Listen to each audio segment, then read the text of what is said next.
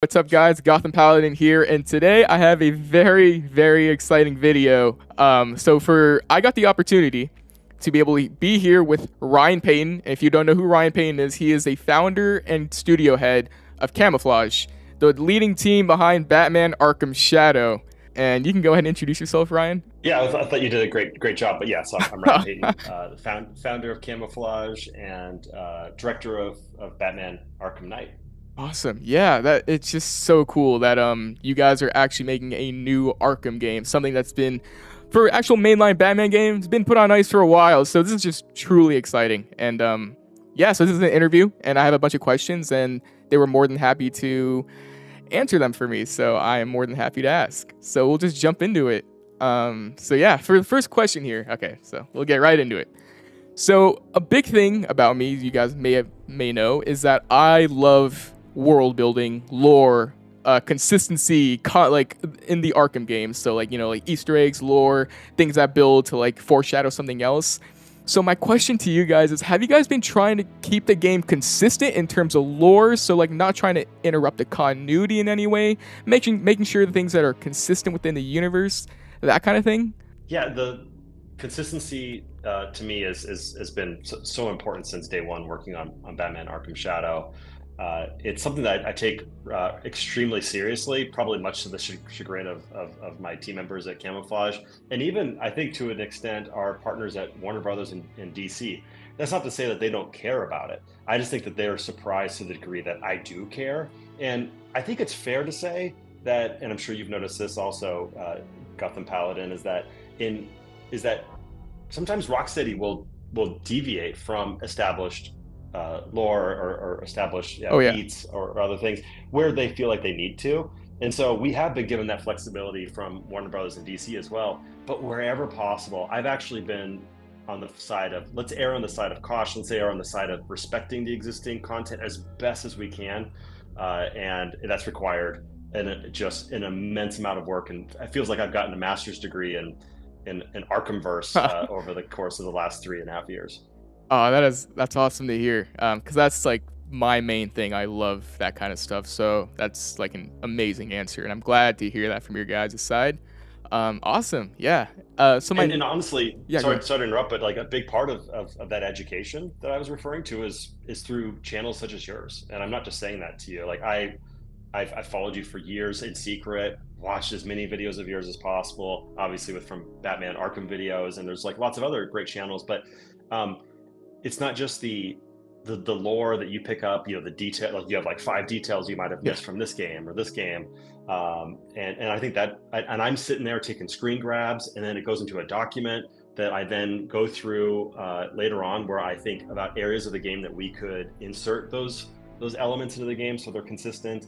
And my hope is that when people play the game this fall, is that even if they don't pick up on it, it just feels authentic. It just feels like it's kind of coming through. It's like oozing through the pores that a lot of thought and attention went into how we're building the game. Okay, well, that's like one of the coolest things I've ever heard in my life. So I'm glad like you got to elaborate more on that. You just made me feel like way more important. So thank you. But that is awesome to hear. So that kind of just leads into my next question, which is different. But how expansive will the game be? So you guys, I saw that it's like a full-length VR game, which is great. Arkham VR, which was the previous VR game, the only other VR game, it was more shorter since it was an extension of Batman Arkham Knight, so to speak. This game, though, it's a whole new thing, not based off another game. So with that being said, is there anything you can tell us, but like aside from the main story, will it be like other objectives, maybe collectibles, side missions, anything like that you can tell us at the moment? Yeah, absolutely. So the one thing I've actually been trying to avoid is describing the Arkham Shadow as a quote unquote VR length game, because I think that the definition of VR game length has really evolved over time. I know that you're extremely familiar with Arkham VR, and a lot of the earlier titles when VR was really becoming more into the mainstream 7 or 8 years ago were only a few hours long, and they were more experiences than they were games.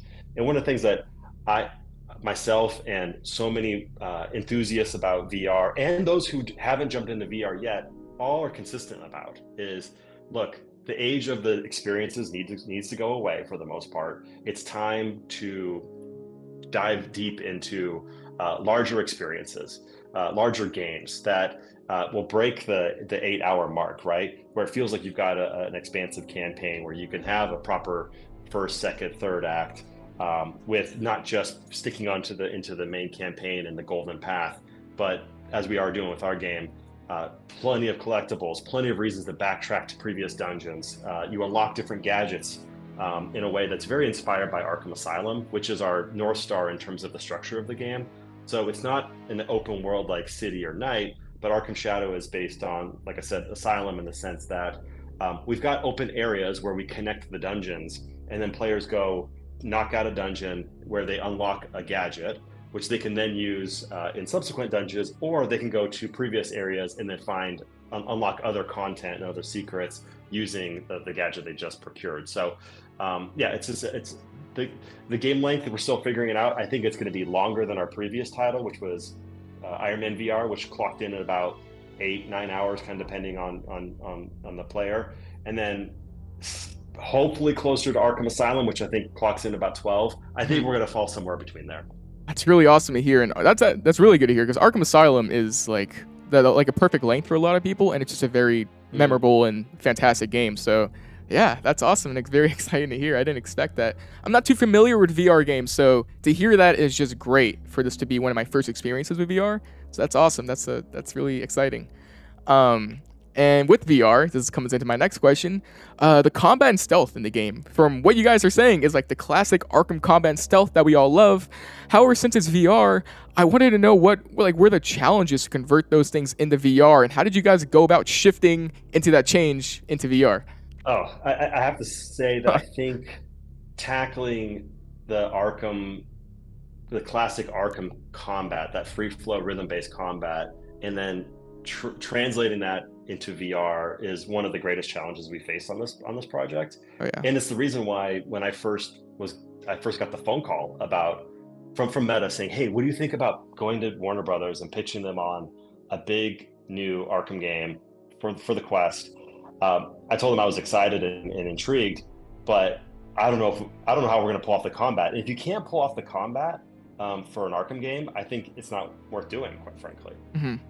And so I took that challenge to the team, and I remember my design director, Ryan Darcy, kind of had to like proverbially smack me across the face and say, "Ryan, what are you talking about? Of course we can bring the Arkham combat into VR."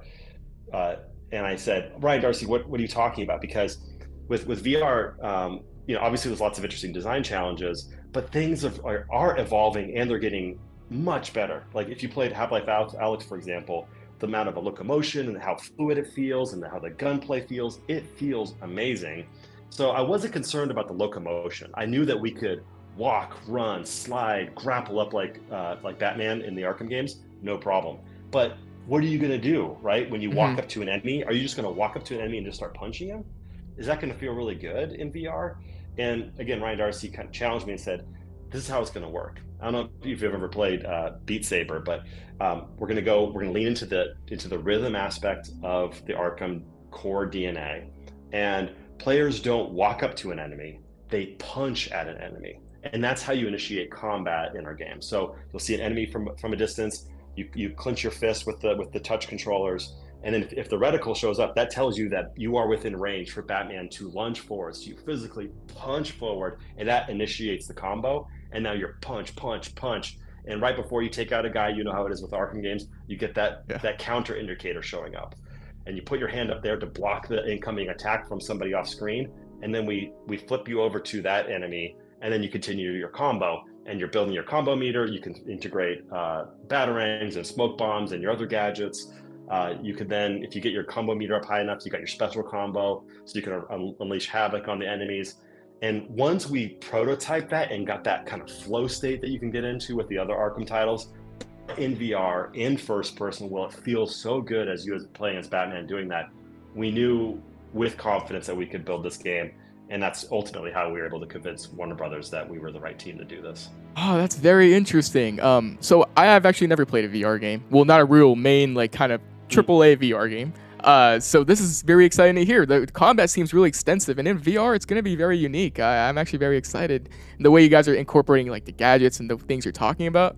Yeah, I'm excited to see how that works out. That's awesome. Yeah, I think you've got a veteran team behind this that really understands what works well and what doesn't work well in VR. Mhm. And one thing I wanted to take an opportunity to kind of address, because I've noticed this in comments and forum posts about the game where people are trying to imagine how this is going to work in VR.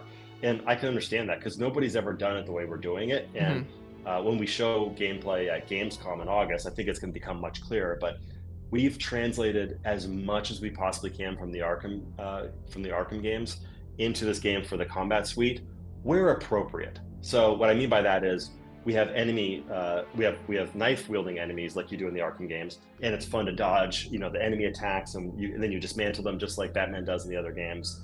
But what we don't have, for example, is we don't have Batman flipping over and kicking enemies because we didn't think that would feel comfortable in VR. So I think I think people are going to be it's going to be much clearer once people see the game in action, and hopefully they agree that, oh, it's so good that you took 80% of the feature suite from the Arkham franchise, and it makes sense why you guys didn't bring the 20% other things that may not have translated comfortably into VR. Exactly, and I said that in my video about you guys too, where it's like if there was one team to make a Batman Arkham VR game, it would be you guys, because you guys' history already with the superhero game like Iron Man VR, which did really well. I looked that stuff up. It was a really cool looking game, and it got really good reviews. So I'm like, yeah, if there was one team that had to make a Batman Arkham game, I'm glad it's you guys. And I was also thinking about that too with the combat. Like in VR, things can get the way Batman flips around in the main games. It's like you can get like you can get sick, or if you're actually doing that in VR, I feel like you can get like sick just like looking at all that. So I'm glad that you guys are picking what's appropriate,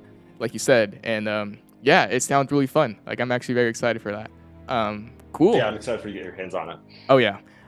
So next question would be villains in the game. So in the story trailer. We got to see Ratcatcher, or they're calling him the Rat King. I don't know yet if that's actually Ratcatcher or Rat King someone else, but we also got to see Scarecrow, Harleen Quinzel. Harvey Dent is also confirmed to appear in the game. So my question is, should we expect to see other villains in the game, and should they play any prominent roles? Like, to elaborate on that, Riddler is a staple in pretty much every Arkham game. He's even in he's in every Arkham game, pretty much. I'm curious if he'll make an appearance. You got the legendary Roger Craig Smith. Can we expect Troy Baker's Joker to make any appearance? I know there's like some stuff that you got to keep hidden maybe, but I just got to ask it. Because this is a good question. Yeah, this could very well be the first Arkham game without Joker as like a central villain, which is like something I saw people talk about a lot. So should we expect to see any of these villains, and should we expect them to have any kind of prominent roles perhaps? So there's definitely more villains yet left to reveal. I could say that definitively. And we actually tease some of the villains via Easter eggs in the recent trailer that you saw. I noticed that our friend over at Batman Arkham Videos didn't pick up on all the Easter eggs and hasn't picked, and so there are some left to be discovered. Although some other folks on YouTube did discover some of the pretty obscure things, which again point to some of the additional villains that we're going to be unveiling in the game. As far as the Ratcatcher and Rat King are concerned, I'm actually glad that you brought that up, because I think that has been an interesting source of confusion, which now zooming out, I can understand how that can be confusing. So Ratcatcher is different than Rat King. Rat King is a new villain that we're introducing that we work with Warner Brothers in DC. It's the villain of our game. He is the one who is Rat King, or Ratcatcher, or sorry, yes, Rat King is the big villain of the game. Interesting. He is taking Gotham by storm, and he is preaching a message to the downtrodden of Gotham City that you join my cause, you help wreak havoc on Gotham City, we will take over the city and we'll make things right. And the powers that be, the current people in power, they're not going to be in power anymore. And Ratcatcher, really the story that was actually depicted in the Arkham Origins prequel comic book inspired me, because he was depicted as somebody who's was a devout follower of Black Mask, not knowing that, as we all know now, that Black Mask was actually Joker in disguise. Yes. And what I imagined for him was he must have been quite crestfallen and left vulnerable. But he is somebody who puts his faith into some like a larger cause or a more powerful person. So he is a devout follower of Rat King. And you can kind of understand like the analogy we're trying to make here, or the symbolism where you've got the Rat King, you've got these cult-like followers we call the Rats, and you've got Rat Catcher, the son of a preacher who is helping communicate out the word of the Rat King and gathering more and more devotees that are following in his footsteps. Awesome. I'm really glad you explained that, because yeah, I thought, I was assuming Rat King was like his first alias and then he'd become Ratcatcher later, but cool. That is very yeah, no, totally awesome. New villain. That's awesome. Actually, this leads me to a question with your answer that it's not on here. The comics. So you said you kind of touched on the prequel comic. Are you kind of, so canon in Arkham is like all over the place. A lot of the Arkham comic books are not considered canon by fans because there's always like inconsistencies. But you brought up the Batman Arkham Origins prequel comic. Are you guys considering that as a canon, or like are you guys just kind of like playing the story by ear with that comic kind of thing, or what's kind of the thing there? Is it comic canon, or it's always a gray area? It is. It is, and it's been a gray area as we work through this whole project. If I'm being completely honest with you, oh yeah, the approach that I've taken is where possible, we treat the comics as canon, which we respect the comics, but we also know that they sometimes can contradict what happens in the games. Mm-hmm. So for me, and this is almost my personal policy, I'm not speaking for Warner Brothers or DC or Meta for that matter, but just my own personal approach to all of this has always been is that the games and the what's depicted in all of the Arkham games is number one. Yes. That is what we need to respect the most. The comics, we try to respect them where possible. And if at worst, all we're doing is getting inspired by them, I still think that's better than completely ignoring them, because I think there's some really cool elements of the comics. So as it relates to Arkham Shadow, we looked really closely at the Arkham Origins prequel comic book, as I mentioned, not only for its depiction of Ratcatcher, but also as a potential setting of one of the locations you go to in Gotham City, which is the Beacon Hotel, which is depicted in that comic book, and we've taken great inspiration from that as well. Awesome. That's really cool to hear, because you never get an answer from that really from like a developer team, because it's always a gray area, like we said. So that is cool to hear. Yeah. That's awesome, and I'm glad that you guys are prioritizing main games, because that should be what everyone does, I feel like. But awesome, yeah. Cool. Next question would be, what was your guys' reasoning for wanting to make an Arkham game? So I'm excited you guys are making an Arkham game, but like, was there like a certain story you wanted to tell, something original? What was the initial reasoning behind it, would you say? Well, I think the inception of the project really did start with my friends at Meta, who were thinking about, okay, how can we move away from these smaller experiences I mentioned earlier, right? These 2 to 3 hour game experiences. How can we do something bigger, even bigger than Iron Man VR? How can we create these larger games that really push the platform, help push the medium forward with VR, and get people excited about this technology, and make games that are just these must-have titles for this hardware, like for the Quest, or specifically the Quest 3. That's where we're all very motivated to do within Meta, and it's quite frankly no different than our friends over at Nintendo. They're thinking, what games can we create that make it just a no-brainer to want a Nintendo Switch, right? So that's the way we think about Quest 3 and making great content for Quest 3. And so somebody internally within Meta had the idea that, hey, there's this, Batman is very popular. A much bigger Batman VR game would be really exciting. And not only a Batman game, but the Arkham franchise is so special. Wouldn't that just be a great fit for a much larger VR title? So that's where it started, and then we got the phone call because there were fans within Meta about what we did with Iron Man VR, and that's where the conversation began. And then, but to answer your question about why we chose this story is in that. So we approached Warner Brothers with this idea that we want to do an official, authentic new entry in the Arkham franchise, exclusive for VR for the Quest 3, and they were open to it, but obviously extremely skeptical. They said, "How are you going to make a game that's worthy of this franchise?" And so that started a 6-month process with them, where we would tell them what we're interested in. They would tell us what they think were those interesting opportunities. I can dive more deeply into that, but I want to keep my answer relatively short. Yeah. But that's really where the whole process began. It was about a 6-month process going from, hey, let's work together, to handshake. And in that 6 month process is where we worked on the story together. Awesome. That's interesting to hear. I was just very curious about that. So yeah, that is cool. Well, with my next question, that is also related to VR. So with VR, you can do a lot of interesting things that you can't do on a main console. And I also see that Scarecrow's in the game and Rat King's in the game. Are you guys trying to introduce some sort of like fear elements, scary sequences? Should we expect that kind of thing in the game? Because with VR, you can definitely do, like, I know Resident Evil on VR, like, you know, it's like a horror thing. With VR, you can like experience it differently. Maybe we can see, should we expect some of that stuff with like Scarecrow with his fear hallucinations, or Ratcatcher? Was that like some kind of idea behind those villains being in the game, perhaps, or was it like another reason? Yeah. When you think about the Arkham franchise, I feel like back of the box is you need to have the rhythm-based free flow combat. You need to have exploration. You need to have boss battles. You need to have investigation moments. You need to have character-driven stories and really thoughtful cinematics, right? Yeah. But then there's all the ancillary things that also come with the Arkham franchise, where they're jump scares, or they love to subvert expectations and surprise players. So we need to do that too. And it seems like every single one of the mainline Arkham games do have some element where there's a kind of a fear, kind of hallucination type of moment.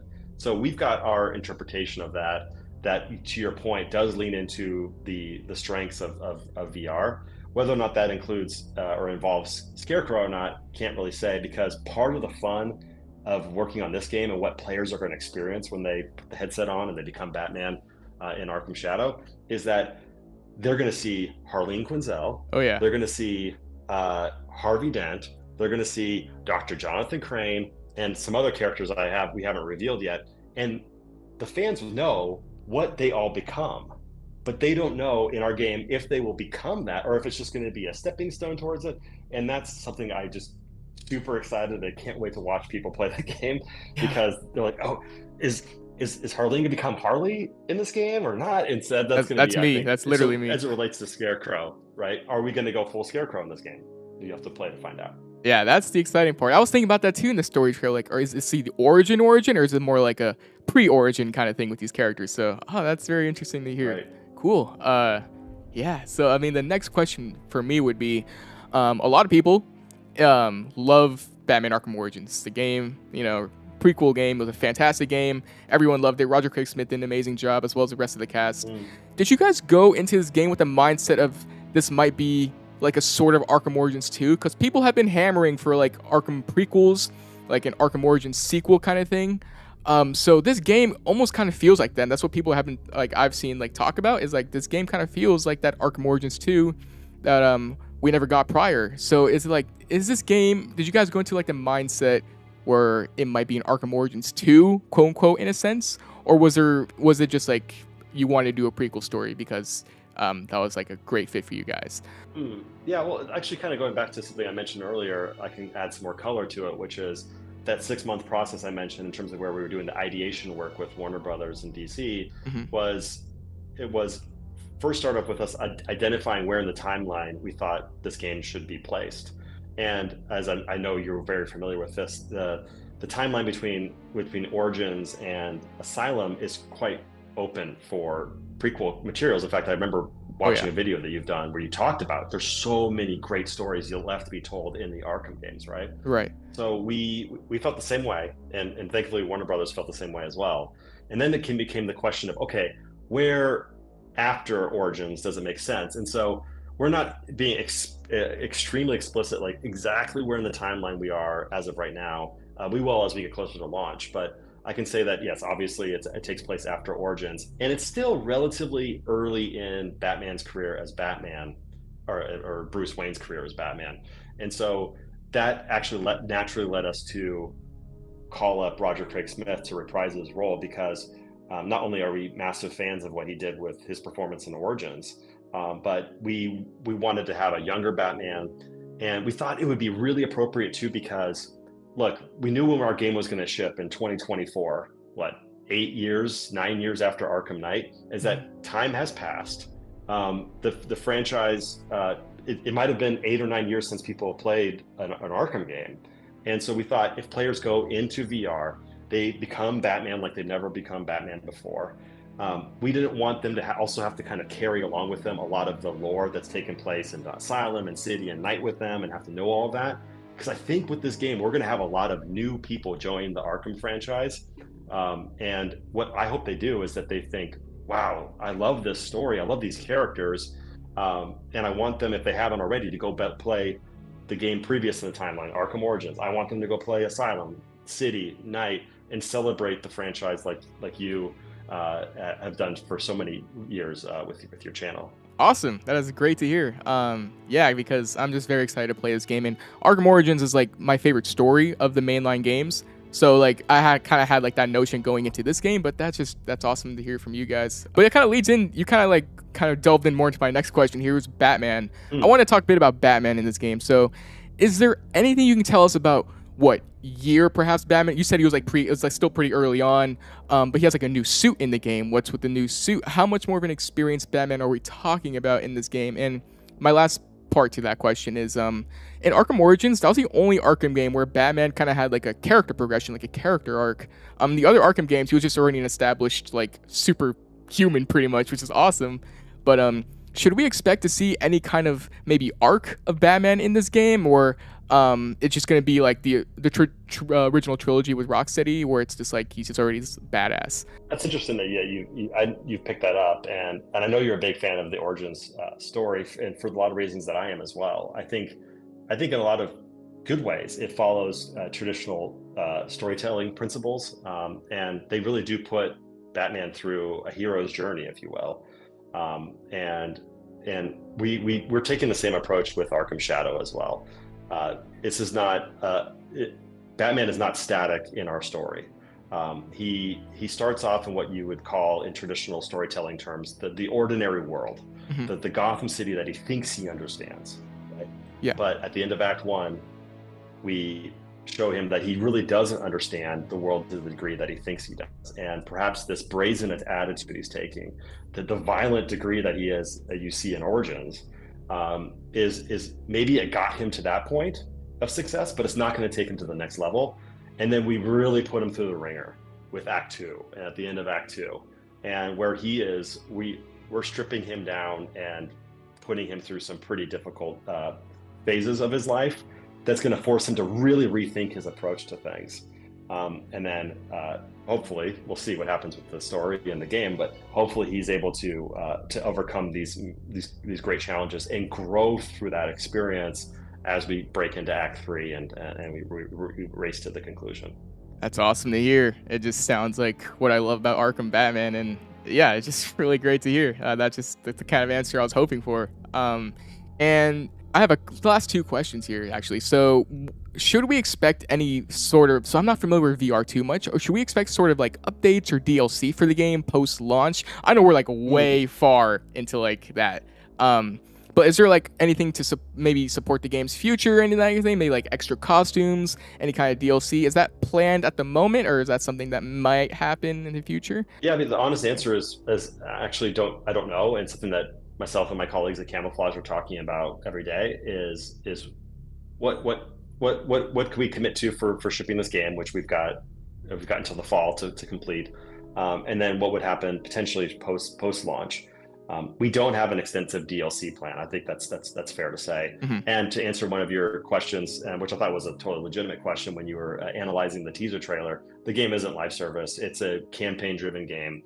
We might have some ancillary features as well, but I think it's fair to say that if we did anything, it'd be more like Asylum. So you got you may have your main drop. Maybe we do like some updates after the fact, but they would be probably relatively small. We really just want to put everything into this game.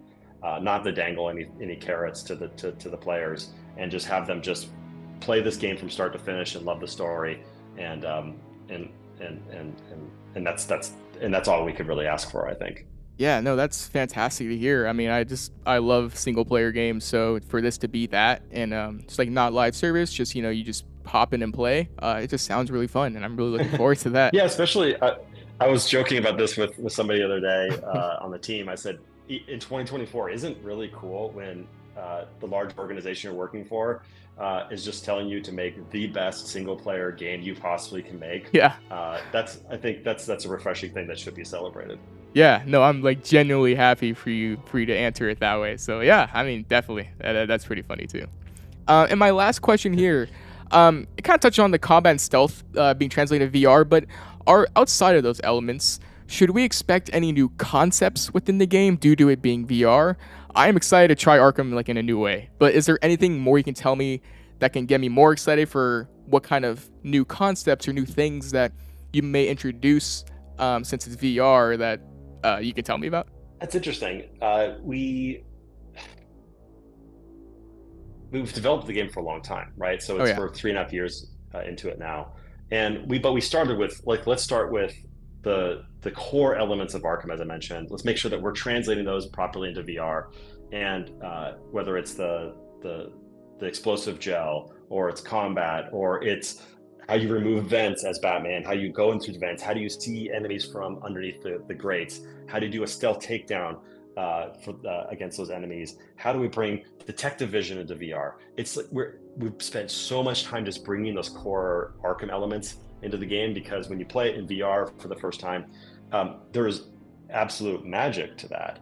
That doesn't necessarily mean that we're not doing things that are fresh and original to the franchise. In fact, I kind of talked about how I think the Arkham games do a great job of surprising the player and subverting expectations. And we definitely have one big surprise that I'm excited to tease here, that people were like, wow, I did not expect that. And that's going to be super cool. And I'm looking forward to seeing people's responses. But I think maybe the best way to answer your question is to really lean into the unique aspects and power of VR. And I can do that by just speaking briefly about a gadget that's been with the Arkham franchise since the very beginning, which is explosive gel, Mm-hmm. right? The way that explosive gel works in VR is very different than how it has to work on a flat screen experience, right? Where you Oh just yeah. walk up to a wall, you hit the button, right? In VR, you hold what we're calling it the gel launcher, inspired by Arkham Origins Blackgate, Mm-hmm. because we wanted to have more of a distance between when players shoot the projectile from the gadget to hit the wall, to prevent players to have to walk up in first person to a wall, which can kind of feel a little bit uncomfortable. We wanted them to have a little bit of distance. And we also didn't want players to have to draw the explosive gel, because not only will some players draw probably really extremely inappropriate things on the walls and like streams and things like Oh that, yeah. but more importantly, what we found was if we gave the players free form, even I was finding that I didn't feel like Batman, because I would do it really lazily. I would just plop a little bit of explosive gel in there and explode the wall and then move forward. I didn't feel like Batman. So that gadget is you point at the wall, you shoot the explosive gel, it forms in the shape of a bat, and then you can exploit it whenever you want to. And the nature of VR is so cool that you could do that while hanging from a ledge, and then looking down at your holster, and then pulling up the explosive gel launcher, and then and shooting up on the wall, and then pulling yourself up. That kind of element of player agency is something that VR guys like me, we take for granted. We've played the Half-Life Alyxes. We've played Walking Dead Saints and Sinners. We've played Iron Man, obviously. We've played, I think there's probably, not an exaggeration, dozens of really amazing games that we all within the VR community are so convinced it's amazing and game-changing. But we have to remind ourselves that, like you, not everybody has gone as deep into VR as we have.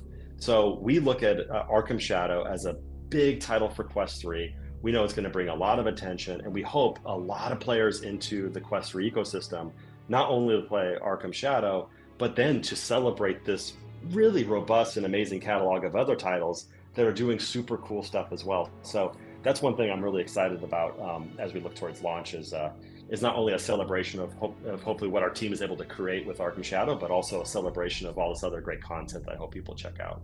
That is awesome to hear, and I'm definitely one of those people where I'm gonna definitely get a MetaQuest 3 to play this game. And yeah, man, Arkham games are just like, it's been for an actual Batman Arkham game, it's been like on hiatus for 8 to 9 years, and some people just thought like they were done, like there's not gonna be another Arkham game. But then you guys came out of nowhere. I had no idea you guys were making an Arkham VR game. So when you guys announced it, like I don't know, 1 or 2 months ago, like my eyes were just like, no way, like you guys had like this is a joke kind of thing.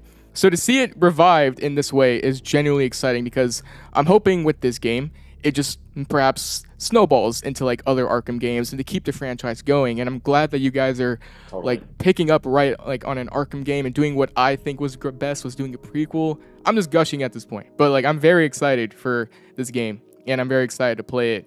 And those are my questions. I really appreciate it. Yeah. Well, if you don't mind me speaking to that last point, if we have time. Oh yeah, well, I have all the time in the world. It's all you. Oh, cool. Well, I have to say it's been a lot of fun working on this game, and again, watching your channel and seeing the community and everybody, rightfully so, like wondering where are we ever going to get more Batman focused Arkham content, right? And we're just working in secret, and it was fun, but also extremely nerve-wracking because I didn't want this game to leak, and I just kept seeing like posts about. Are we ever going to get a new Arkham game? And we know that the form that Arkham Shadow or this new Arkham game is taking is perhaps not the way that everybody was imagining. It's not Arkham World, right? It's not a flat-screen game.